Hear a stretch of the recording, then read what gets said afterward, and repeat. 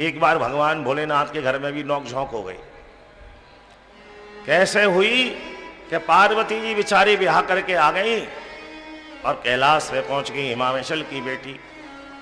अब हिमाचल के यहां तो बड़ा वैभव था, आप लोगों ने रामायण में पढ़ा भी होगा और सुना भी होगा।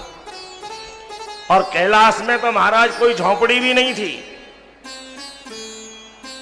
वहां तो सब खुले में ही विचरण करते हैं भगवान भोलेनाथ आज भी। अब ब्याह होकर आ गई तो बोले कोई दौरानी नहीं, कोई जेठानी नहीं, कोई सास नहीं, कोई ननंद नहीं, किससे बेचारी बोले चाले। और ऊपर से ये भोलेनाथ ऐसे कि शाम को जब आमे सबके बीच में से तो अपने भांग धतूरा सब घोट घाट के पी गए। सुबह जब भगवान भोलेनाथ से उन्होंने एक दिन कहा, एक हफ्ता कहा, एक महीने कहा, एक वर्ष कहा, बोले भगवान हम और दो आप हैं, ये नंदी भृंगी तो सब गण हैं, सेवक हैं, बाहर ही रहते हैं, लेकिन आप कम से कम समय से घर पर आओ, समय से बैठें उठें करें। तो सुबह भगवान भोलेनाथ जो पार्वती जी कहती थी वो सब हाँ हाँ कर देते थे, लेकिन शाम को जैसे ही नंदी भृंगी ने भांग घोट के पिलाई और फिर पार्वती जी से क्या कह के आए वो सब भूल जाते थे। तो एक दिन पार्वती जी ने कहा कि ये ऐसे नहीं सुधरेंगे। तो उन्होंने जब बहुत बार देख लिया कि कोई आने का समय नहीं है, क्यों समय क्या हो, शाम को दिन छिपे तो घुटती थी और फिर वो छन के महाराज पी जाती थी, 2 घंटे बाद उसकी तरंगें आती थी 8-9 बजे तक, और उसके बाद में फिर नंदी भृंगी गाते थे। और नंदी भृंगी जब थक जाए, जब रात को 12 बजे महाराज का तांडव होता था, शतसृष्टि तांडव रचयिता नटराज राज नमो नमः। जटाटवीट गज्ज्वल प्रवाह पावित स्थले गले विलंबे लंबिताम्बुजंग तुंग मालकाम डमड्डमड्डमड्डमन्निनाद बड्डमर्वयम् चकार चंड तांडवम तनोतु ना शिवा शिवा।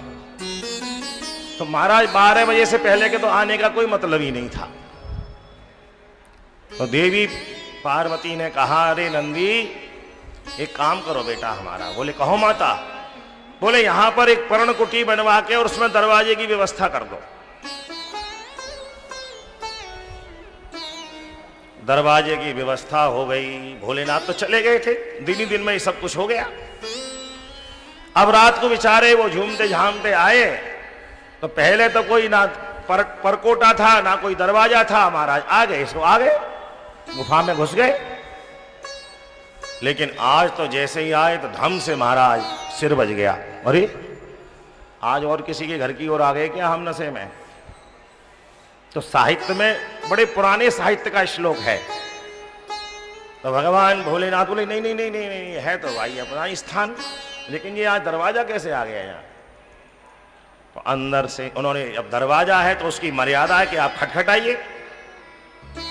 भगवान भोलेनाथ ने दरवाजा खटखटाया।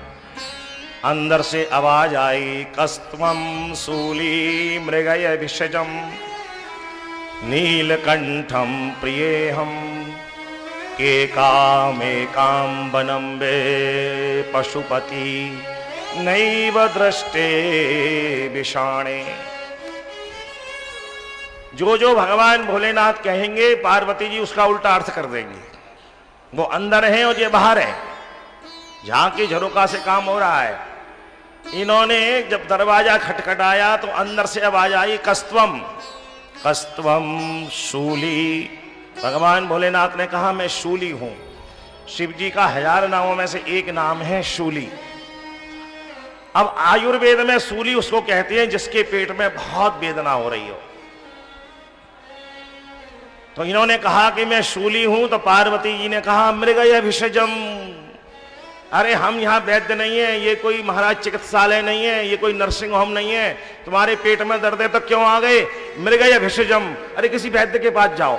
मृगय विषजम माने किसी वैद्य के पास जाओ। शिव जी बोले अरे ये अंदर से कौन उल्टा अर्थ कर रहा है।